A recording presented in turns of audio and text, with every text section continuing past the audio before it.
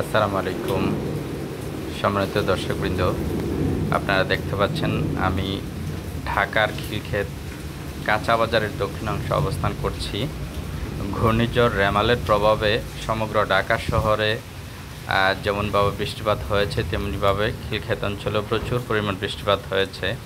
সেই বৃষ্টিপাত থেকে সৃষ্টি হয়েছে জলাবদ্ধতা, আর সেই জলাবদ্ধতা থেকে মানুষের জনদুর্ভোগ বেড়েই চলছে।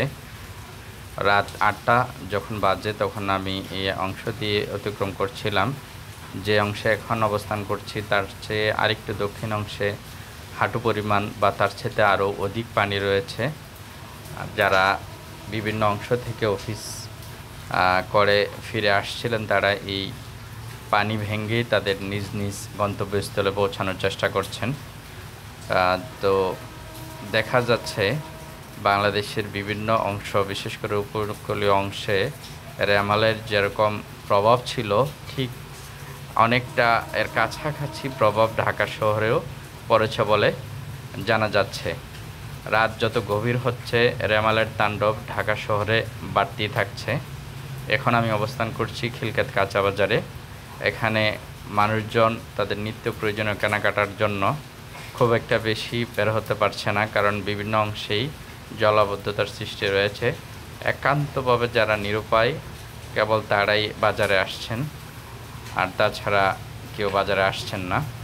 সম্মানিত দর্শকবৃন্দ, ঘূর্ণিঝড় রেমালে আমরা এ পর্যন্ত বিভিন্ন সংবাদ মাধ্যমে যেটুকু তথ্য পেয়েছি, প্রায় ৩.৫ কোটি পল্লী বিদ্যুতের গ্রাহক বিদ্যুৎ বিচ্ছিন্ন অবস্থায় রয়েছেন সারা বাংলাদেশে, এবং এখন পর্যন্ত প্রায় ১৩ জনের মৃত্যুর খবর আমরা জানতে পেরেছি।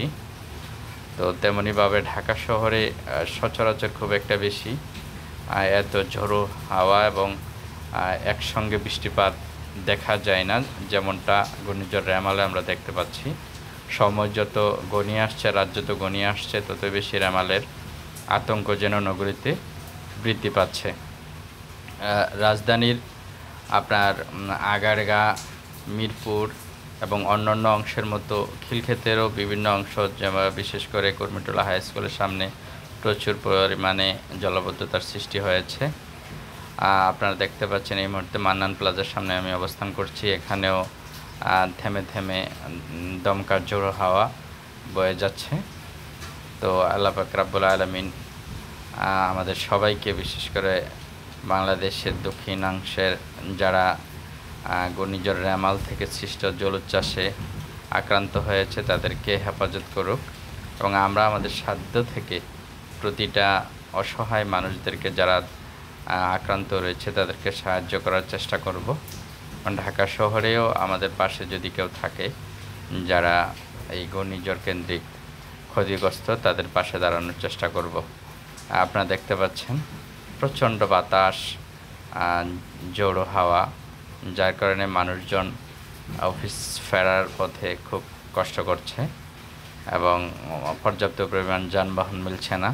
আর যানবাহন মিললেও স্বাভাবিকের চাইতে অনেক বেশি ভাড়া দিতে হচ্ছে, তারপরেও পর্যাপ্ত পরিমাণ যানবাহন নেই।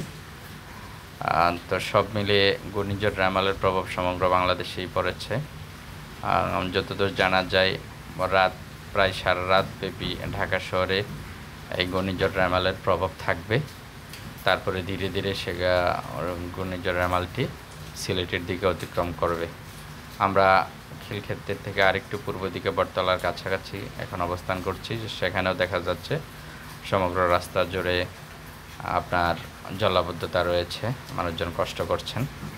তো সম্মানিত দর্শকবৃন্দ, আপনারা ঘূর্ণিঝড় রেমালের আপডেট বিভিন্ন অংশে বাংলাদেশের বিভিন্ন মিডিয়া থেকে জানার চেষ্টা করবেন এবং সবার জন্য দোয়া করবেন, সাধ্যমতো সহযোগিতা করার চেষ্টা করবেন। আসসালামু আলাইকুম রহমতুল্লাহ।